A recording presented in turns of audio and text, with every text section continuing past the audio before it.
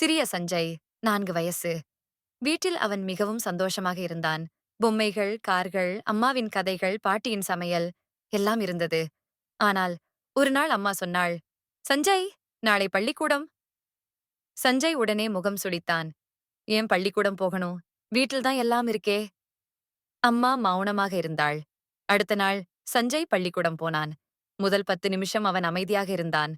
ஆனா அங்கே புதிய கதைகள், காகித ஓவியங்கள், வீட்ல இல்லாத அளவுக்கு நிறைய நண்பர்கள், மணிக்கு மணி விளையாட்டு நேரம், படிப்பு நேரம், பாடல் நேரம், கட்டடக் கட்டுகள் சேர்த்து மாளிகையை கட்டலாம், மண்பாண்டத்தில் சமைக்கலாம், ஆசிரியை சொல்லும் விஞ்ஞான பாடம்.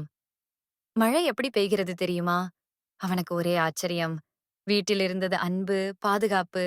ஆனா பள்ளிக்கூடத்தில் இருந்தது அறிவு, ஆர்வம், புதுமை.